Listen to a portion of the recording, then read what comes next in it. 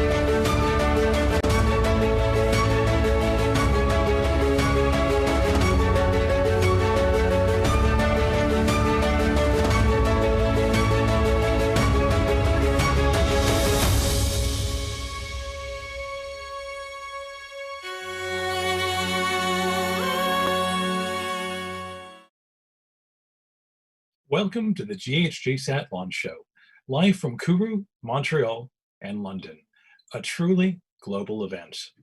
I'm Alexander Milas, host of the GHGcast, and today we are standing by for the launch of a small satellite with a big responsibility. The new state-of-the-art methane detecting satellite from GHGSat named IRIS. Her voyage was previously delayed by COVID-19 and more recently by high winds at the Arianespace launch site in Kourou, French Guiana. But as it presently stands, we are go for launch, and a big moment in GHGSat history is about to take place. Her launch aboard Vega flight VB16 is now imminent, and the latest from the launch site is that the weather has cooperated, and as of 30 hours ago, we are officially go for launch. While Iris has been patiently waiting on the launch pad, she still managed to make headlines. 10 days ago, and just as we received news of the delay, Pierre Fitzgibbon, Minister of Economic Development, Innovation, and Export Trade for Quebec, announced that the province will be investing $14 million through Invest Quebec to help develop GHGSat. Ce matin, je confirme que le gouvernement du Québec injecte 14 millions de dollars dans l'entreprise GHGSat par l'entremise d'Investissement Québec. Cette contribution permettra à l'entreprise de poursuivre son développement au Québec, d'accroître son offre de services à l'international, d'offrir une solution innovante, efficace et de haute précision pour la détection des émissions de GES et d'autres types de gaz. Premièrement, Monsieur le ministre, GHGSat remercie le gouvernement du Québec pour cet appui financier dans cette étape importante dans la croissance de notre entreprise. C'est un ambitieux projet, inspiré par une vision audacieuse, celle d'offrir un service unique au monde pour avoir un impact majeur sur les émissions de gaz à effet de serre de façon globale. Encore une fois, je remercie le gouvernement du Québec de se joindre à nous pour accélérer notre croissance. Merci. An enormous vote of confidence in a vision originally conceived by Stéphane Germain, founder of GHGSat. We sat down with him to talk about Iris's mission, GHGSat's journey, and the many challenges, opportunities, and hopes of an intrepid Canadian company determined to change the way we see our world so that we can safeguard our future. We're also joined by Dr. Alice Bunn of the UK Space Agency, Canadian Space Agency astronaut and Colonel Jeremy Hansen, and Canadian Space Agency Director of Utilization Eric Laliberté for their unique perspectives on a truly thrilling development.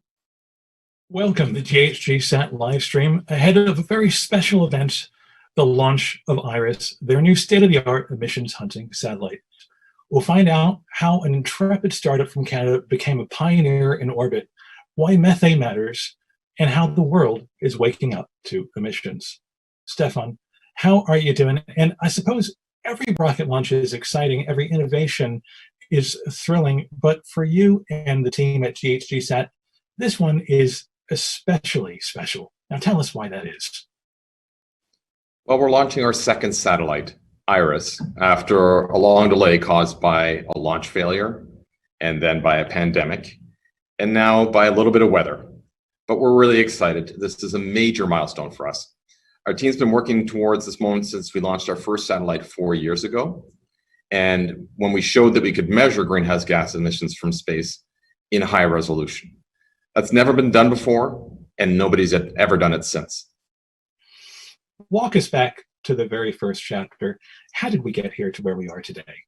As technology miniaturized through the 2000s in particular, it became possible to bring space and environment together into a single opportunity, which became GHGSat.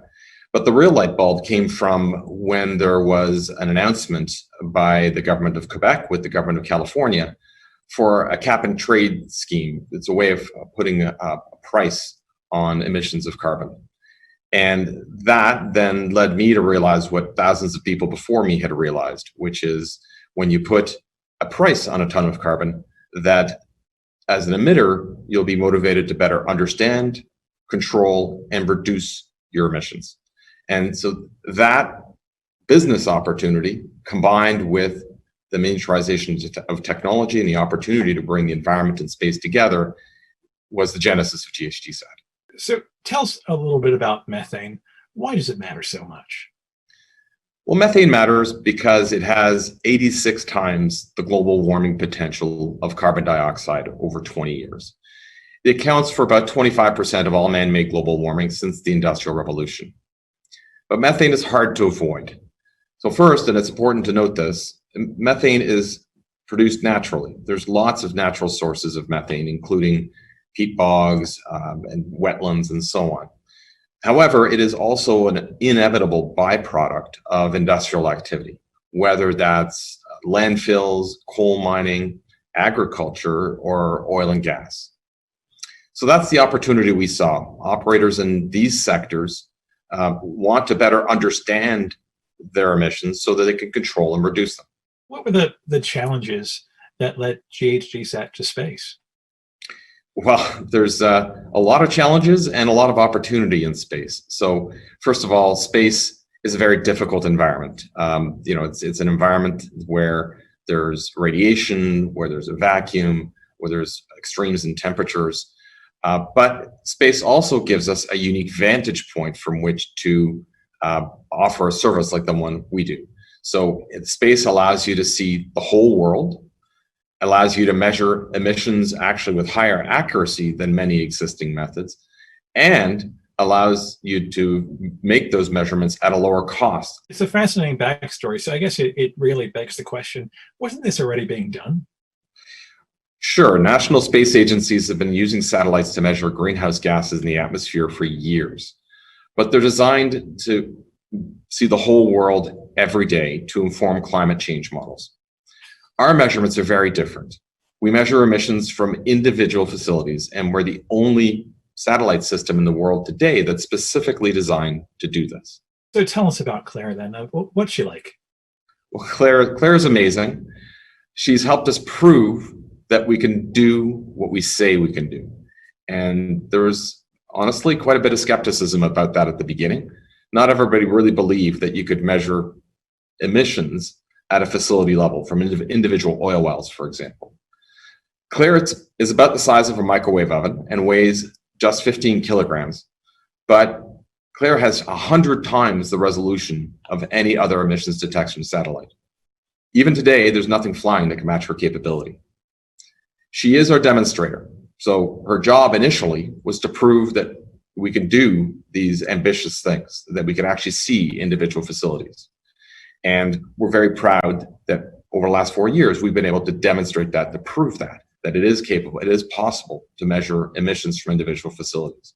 Not only did she prove the concept, but she started producing results of high enough quality that we could share those results with the science community and publish papers. We just published one of our first ones in November of 2019. And at the same time, generate results that are good enough that we could generate revenue with customers. So we've gone from strength to strength ever since. Tell us a bit more about Iris. What makes her different from Claire? Well, Claire is a great satellite, but we learned an awful lot over the last 4 years, and we embedded all of that in IRIS. And that fundamentally is the difference between the two, is we've implemented significant technical improvements. And the headline for that is that we've increased performance by a factor of 10. And that means we can detect emissions that are about 10 times smaller. So emissions rates that are about 10 times smaller than what we can measure with Claire using IRIS. And while still keeping the same 25-meter resolution on the ground as we have with Claire. So every satellite we build, we want to tweak and improve. Hugo will be a little better again than IRIS. And that way we're always flying the best technology we possibly can. And just joining us on the program is Eric Laliberté from the Canadian Space Agency. He's the Director General of Space Utilization. Eric, how are you doing today? I'm doing very good, thank you. What does the Canadian Space Agency do these days in terms of one of the most important areas of innovation these days, Earth observation? The Canadian Space Agency has been involved in Earth observation for many, many years. And currently we do have active missions, and we're also looking at the future missions and the future needs for observation. The Canadian Space Agency is doing a lot. It's one of its focus on Earth observation and making sure that this data is available for Canadians and humanity. So how do companies like GHGSat fit into the picture? You know, because you've mentioned a few things like cooperation, partnerships. It sounds like there's a lot of teamwork involved in really kind of painting an accurate picture of what's going on. Yeah, teamwork is the key. Like I said, space and environment, nobody can do it alone. We have to look at the strength of every sector, every partner, and where we can, we basically have a more of a team, or I would say a coordinated approach in a way. So companies like GHGSat offer a nice opportunity in terms of there's a commercial service that they can offer. So measurements that GHGSat is doing complements other missions, other satellites that are looking at the same topic of greenhouse gas, but in a different way, in a different angle. And what they have the potential to serve commercial client, which the government can be a client as well, and complement what we see as other measurements that are required in order to achieve the objectives. So it's really about teamwork and making sure that we share in our I would say business plans and looking our look forward so that we can count on each other in order to have the maximum coverage of the data that we need to collect. How exactly do you detect greenhouse gases when you're 500 kilometers above the ground? Yeah, it's a bit of a challenge. The basic idea is called absorption spectroscopy. So what's going on is imagine every gas in the atmosphere absorbs light at specific wavelengths. And that's like a spectral fingerprint. It's like every gas has its own unique fingerprint where it absorbs light at specific wavelengths.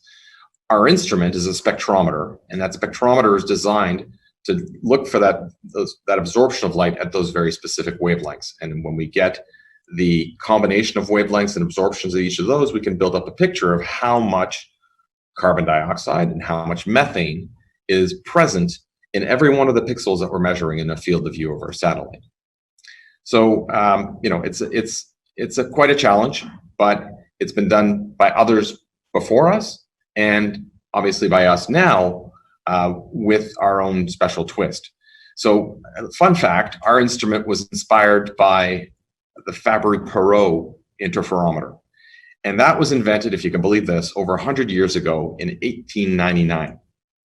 So what we've done is obviously done something new with this, and we've made some important changes. We patented those changes, and that's now at the heart of the system which allows GHGSat to offer a unique service in the world. Again, later this year, we'll be unveiling a global emissions map for methane. And that's going to use the most up-to-date information to give a near real-time view of emissions anywhere in the world. It'll be free, and that's important. It's going to be free to access and continually updated. So that's part of our contribution to providing data to the world. Dr. Alice Bunn is the International Director at the UK Space Agency, and this is what she had to say. Alice, welcome to the program. Thank you so much for taking the time out to join us. Thank you. GHGSat's launch of IRIS represents a very unique collaboration with international space agencies, the European Space Agency. Ariane, do you see cooperation between the private and public sector as perhaps the future of exploration and Earth observation? Yeah, absolutely, without a doubt. In fact, I'd like to think that we've taken that approach in the UK for a long while now. We're really proud that we've got a reputation of being, one of the most commercially facing space agencies countries as regards to space, because we do firmly believe that this is the future, right? This is the way it goes, with government taking a role, in terms of risk reduction, working together with industry to enable some of these really, really exciting innovations to launch, to take off. So I think it is absolutely the future. And, there's everyone's got their part to play, right? The government typically funds, yes, we fund sometimes, some of the early R&D to help with that risk reduction. We also have a responsibility around regulation. I mean, there's so much exciting innovation going on in the sector at the moment. It's our job to make sure that we manage that responsibly, but also enabling some of these really, really exciting commercial innovations to really take off. It's not just about these partnerships, but also what the specific technologies, can do, and what IRIS is going to do, and what GHGSat are doing in terms of monitoring emissions, to help with emissions reduction and so on, is really innovative. What role do you think space agencies can play in ensuring that more of this technology can get out there to help companies like GHGSat, deliver on that promise? Yeah, so, we have to be the facilitators here, right? We have to be the enabling agencies to make sure that we're not standing in the way of industry, where industry can seize these opportunities. So sometimes that will mean funding in the kind of early R&D stages.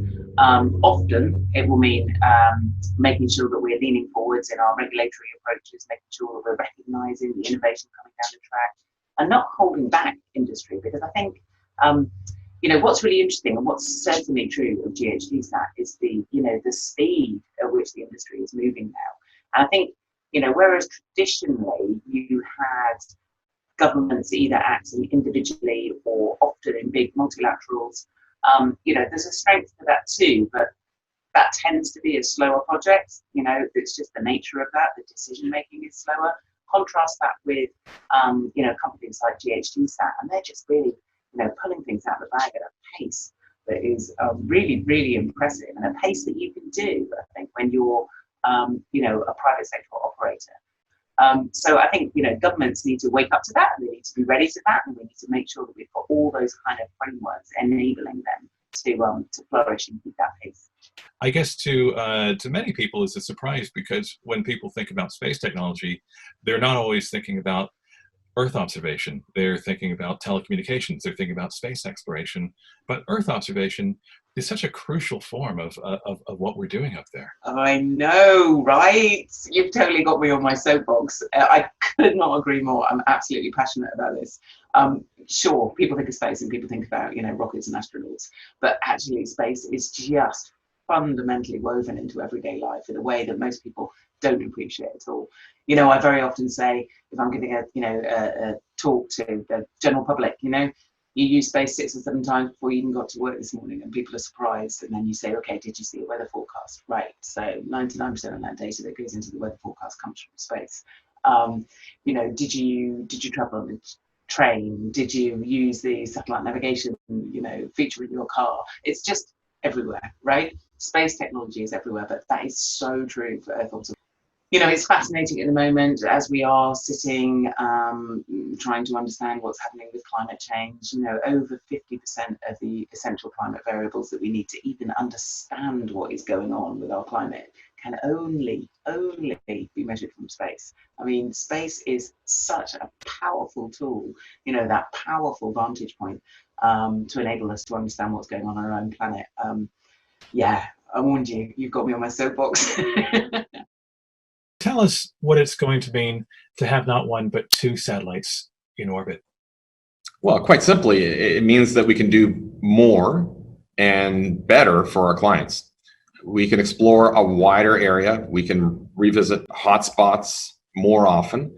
And with Iris, we can even just, so there's growing demand for what we're doing. And we can't wait to get Iris up there and show exactly what we can do with this next generation of technology.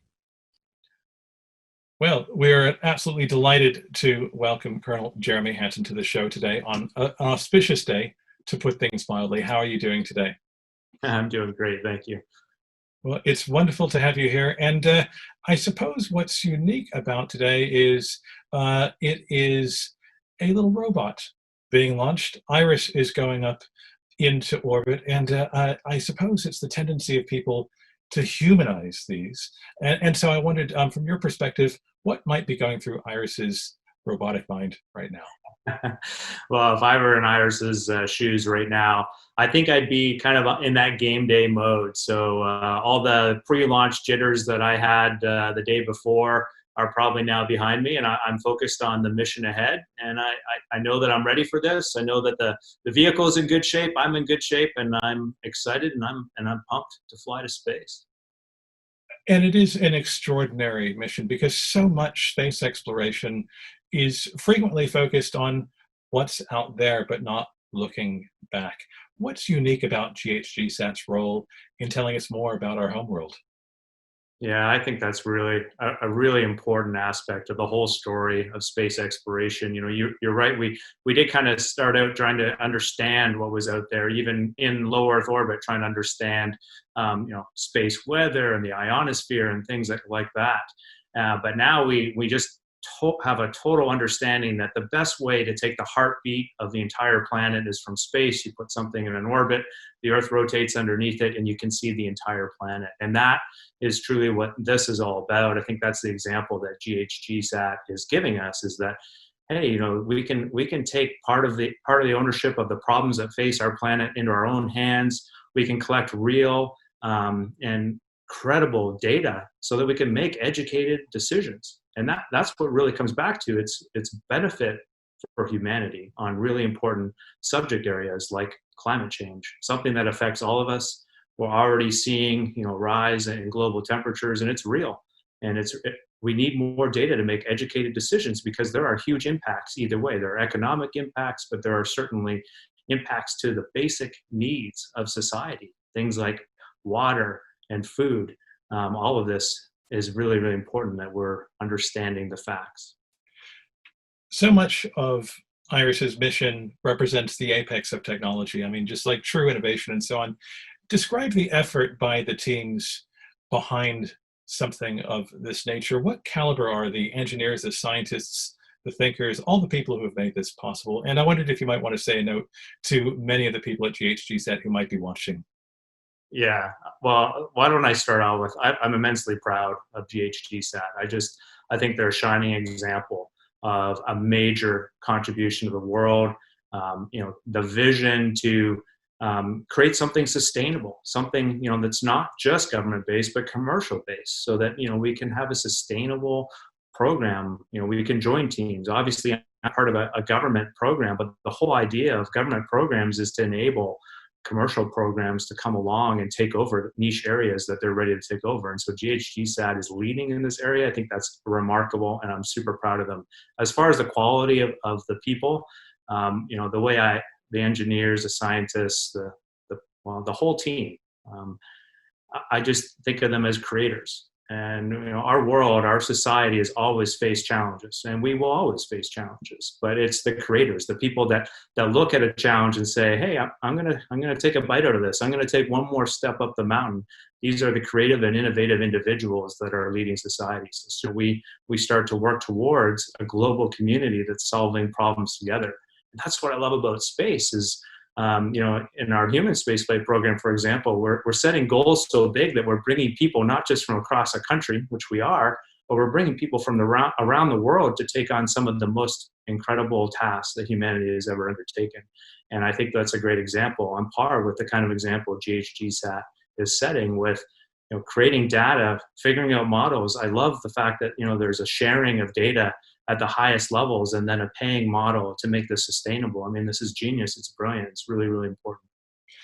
You touched on so many important sentiments in what you just said. One of them, really resonates, I think, with the fact that GHGSat, they name their satellites after their employees, children. What do you think about that as perhaps a reminder of what GHGSat does in perhaps being a sentinel to observe our world and ensure that we can do what we can to protect it for future generations?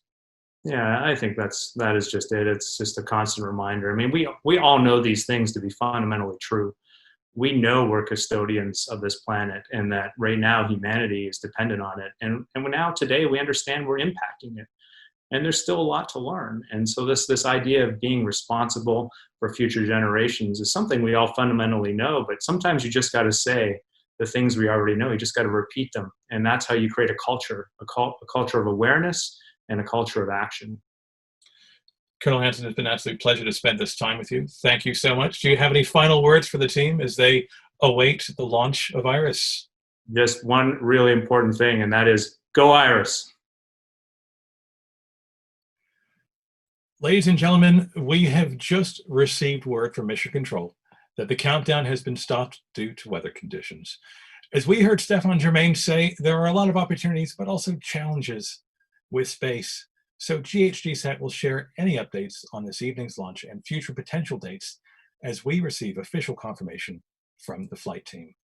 Our sincere thanks go out to everyone on the ground at Kourou and all those who have worked tirelessly to get us to where we are today. That's it for tonight.